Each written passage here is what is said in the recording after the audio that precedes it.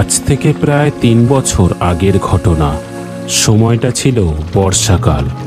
সকাল থেকেই মুষলধারে বৃষ্টি হয়ে চলেছিল। ভোটের ডিউটি করতে আমি গিয়েছিলাম করিমগঞ্জে। বৃষ্টির কারণে রেল লাইনে জল জমে যাওয়ায় ট্রেন রাত 10টার বদলে রাত 12টায় এসে পৌঁছায়।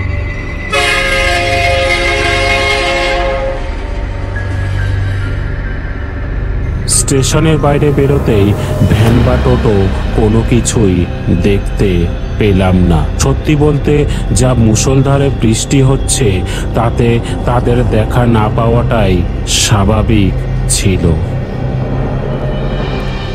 অগত্যা আর কোনো উপায় না দেখে হাঁটা শুরু করলাম।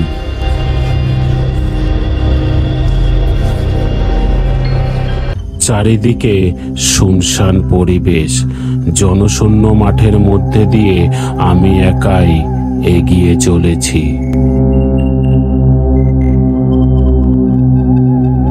হঠাৎ যেন মনে হলো কেউ আমার পিছন পিছন আসছে, তবে আমি পিছন ঘুরতেই কাউকেই দেখতে পেলাম না। ভাবলাম হয়তো মনের ভুল ছিল, তাই আবার হাঁটা শুরু করলাম। হাঁটতে হাঁটতে আমি পৌঁছে গেলাম আমাদের গ্রামের সেই ন্যাড়া গাছটির কাছে। এই গাছটি সম্পর্কে অনেক ভৌতিক কথা গ্রামের লোকেদের মুখে শুনেছি।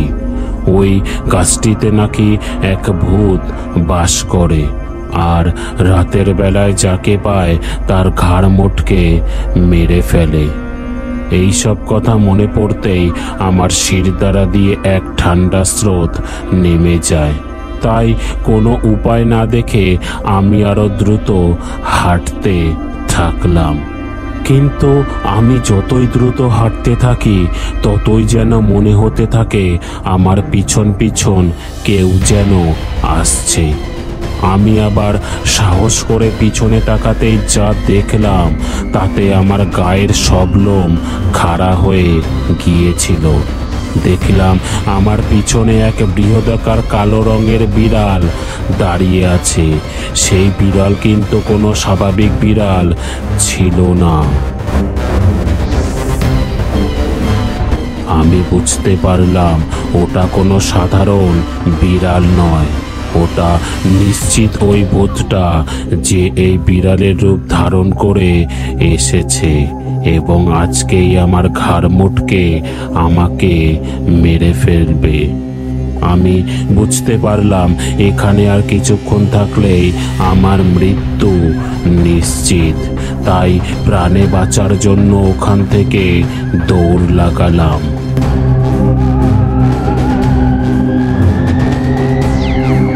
এভাবে কিছুক্ষণ দৌড়ানোর পর আমি আমার গ্রামের কাছে চলে আসি এবং হঠাৎ করেই যেন কোনো কিছুর আঘাতে আমি মাটিতে পড়ে অজ্ঞান হয়ে যাই।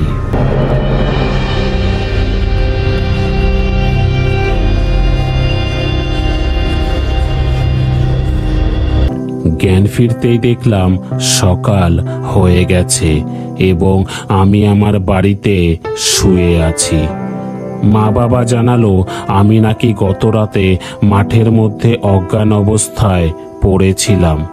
আমাদের পাশের বাড়ির এক কাকু আমাকে অজ্ঞান অবস্থায় পড়ে থাকতে দেখে বাড়িতে নিয়ে আসে। তারা আমার কাছে অজ্ঞান হয়ে যাবার কারণ জিজ্ঞাসা করতেই আমি তাদের মিথ্যে বলি যে শরীর দুর্বল ছিল, তাই মাথা ঘুরে অজ্ঞান হয়ে পড়ে যাই। কারণ আমি জানতাম গত রাতে আমার সাথে যা ঘটেছে তা যদি তাদের বলি তাহলে তারা কেউই তা বিশ্বাস করবে না। এরপর আমি যখন খাট থেকে নামতেই যাব হঠাৎ করে যেন হাতে ব্যথা অনুভব করলাম। তবে হাতের দিকে তাকাতেই আমার শিরদাঁড়া দিয়ে ঠান্ডা স্রোত নেমে যায়। দেখলাম আমার হাতে বিড়ালের থাবার আঁচড়ের দাগ। তার মানে গত রাতে আমি ওই বিড়ালের থাবার আঘাতেই অজ্ঞান হয়ে গিয়েছিলাম।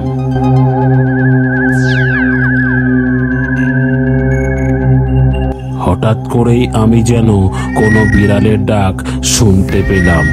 আমি জানলার দিকে তাকিয়ে দেখলাম জানলার বাইরে গত রাতের সেই কালো বিশালাকার বিড়ালটি দাঁড়িয়ে আছে এবং আমার দিকে এক পৈশাচিক দৃষ্টিতে তাকিয়ে আছে।